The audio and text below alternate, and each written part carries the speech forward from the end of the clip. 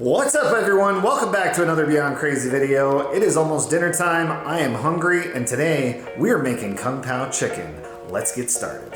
Before I was in social media for a job, I was doing IT work and I worked for a healthcare company. And a long time ago when I used to actually work in the office before I started working at home, I used to work down in downtown Phoenix at the Good Samaritan building. It's been renamed a couple times, but anyways, I worked for Banner Health and I really enjoyed working at that time in that location because in downtown, there is a place, a restaurant called China Chili. It is the best Chinese food that I've ever had in any restaurant ever. So if you're in Phoenix, look up China Chili, go give it a try. You won't be disappointed unless they've been under new management or something. Anyways, the point of the story is, so when I used to work in Phoenix, I used to get in at I was working nights. I would get in at 8 o'clock at night. And so China Chili was open, I think, till 9 or 10. And so myself, my coworkers that were working at the time, we would all go order takeout. And I always got the Kung Pao prawns, which is what gave me the idea for today's video. I absolutely love Kung Pao prawns. I didn't end up making Kung Pao prawns in this video because I didn't know if my family would eat prawns or shrimp or whatnot. So I decided to go with chicken because I know most of my family will eat chicken. Anyway, so I absolutely loved that time in my life. I loved where I was working, the people I was working with, and it was always just this camaraderie of eating food while doing our job. And it was just such an awesome thing. I love looking back on that time and I have just such great memories of it. So that's why we're making Kung Pao Chicken today, because I want to reminisce the good time.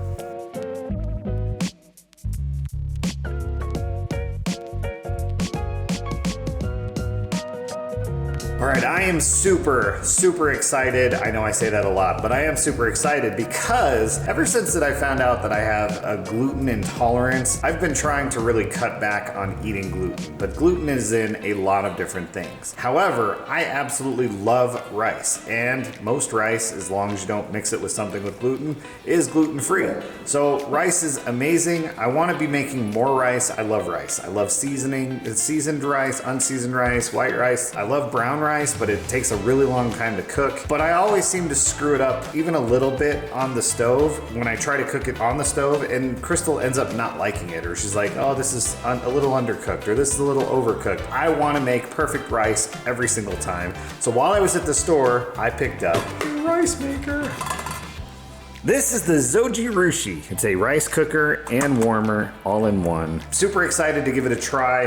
I gotta tell you, I did not realize that rice cookers could be so expensive. I saw rice cookers for as low as $30, and I saw rice cookers for as much as $800. And I'm like, I don't wanna spend that much. I'm not looking for that much rice or that frequent of rice. So all the reviews that I read said that Zojirushi is a great brand. So I'm super excited to give this a try. Yes, rice. And I'm really excited to see if it makes perfect rice and if Crystal likes it. So let's get the rice started. Okay, I've cleaned the rice cooker and it is ready to go. Now, something else that I picked up at the store is this awesome rice strainer. So I do normally wash my rice, but I haven't had something that makes it this easy. So I'm super excited to try this. I need to wash it first, then I'll wash the rice, and we'll get this rice started. I'm gonna be cooking 4 cups of rice for dinner. That normally, about 3 cups is normally good, but if this is really good rice, I have a feeling a lot of people are gonna wanna eat it. All right, I washed our rice till it's running clear. We're all set. Now into the rice cooker. Rice in, and our 4 cups of water. Close the lid, and I love this because it's just one button. Set on white rice, boom.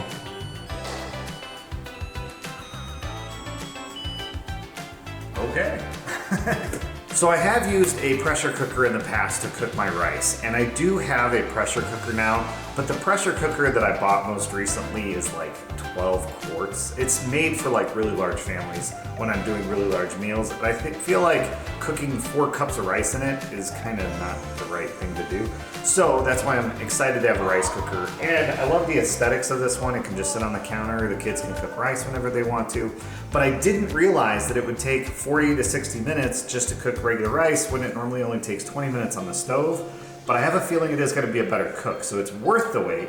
But I need to do the chicken marinade and get the chicken started. It needs to marinate for 15-20 minutes before we cook it, so let's get started. For this meal, one would normally use chicken thighs. However, I decided to get chicken tenderloins. It's gonna be a really tender chicken. There's not a ton of fat content.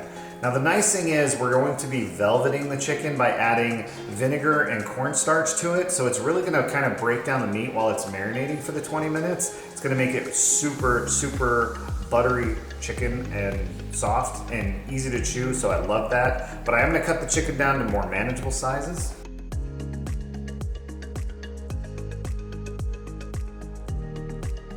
All right, we're gonna put 2.5 tablespoons of soy sauce. We're gonna do 1 tablespoon of cooking wine, 2 tablespoons of cornstarch. That is our chicken marinade. Now you're gonna get your hands in there and get it all covering the chicken. And we let it sit for 15-20 minutes. All right, the vegetables that we use for Kung Pao is gonna be red pepper, celery, and scallions or green onions.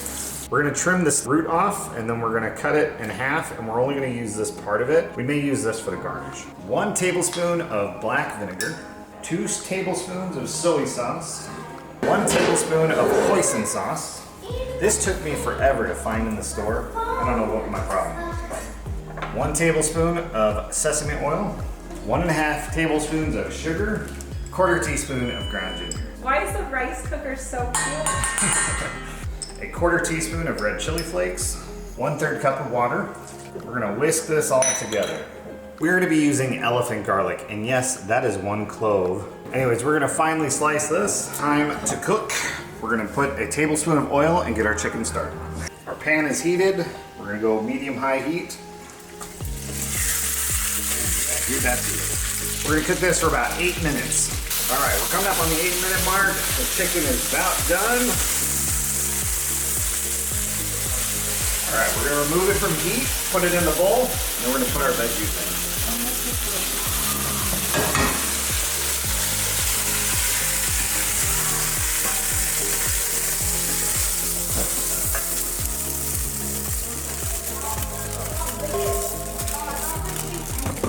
Okay, now we're gonna glaze with some cooking wine on medium heat, and then we're gonna add our veggies. Once your veggies are in, we're gonna go for about 2 minutes till everything's translucent, and then we're gonna combine the chicken, the sauce, and the veggies all together for some yumminess. Veggies are done, let's add the chicken back in. Get that all nice and incorporated together. Now we come in with our sauce. We're gonna kick the heat up to high.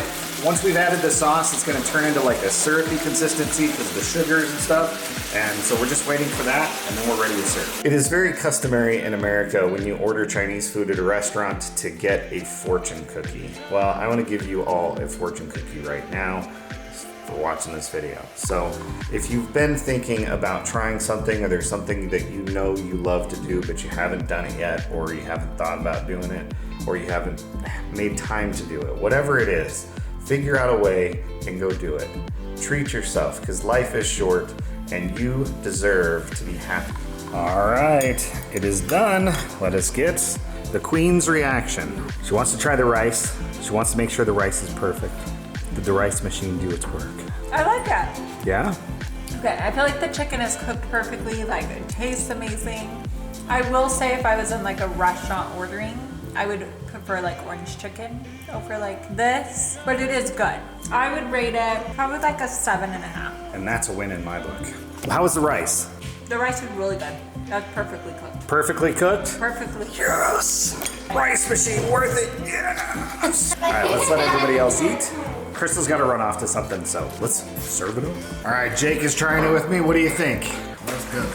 You like it? Oh yeah, that's good. All right, thanks everyone for watching today's video. I really appreciate you watching. Definitely give this recipe a try at home. So in fairness, I've only ever made Kung Pao chicken or Kung Pao anything once. This was my first time. I was following a recipe. I will link that down in the description, but it was delicious. It was very tasty, very manageable, very doable at home. I know a lot of you might say it's not like a traditional, it's more of Americanized Kung Pao, and I totally get that. If you want us to do a traditional Kung Pao, let me know. I was talking to Tristan Tristan before I made this video, and he said that he would love to do like a traditional one and show you guys some cool different techniques that's used. Let me know. I really appreciate you guys watching. Give me a like, subscribe, follow, whatever platform you're on. It really helps us out, and I really appreciate it. I love you guys, and we'll catch you on the next one.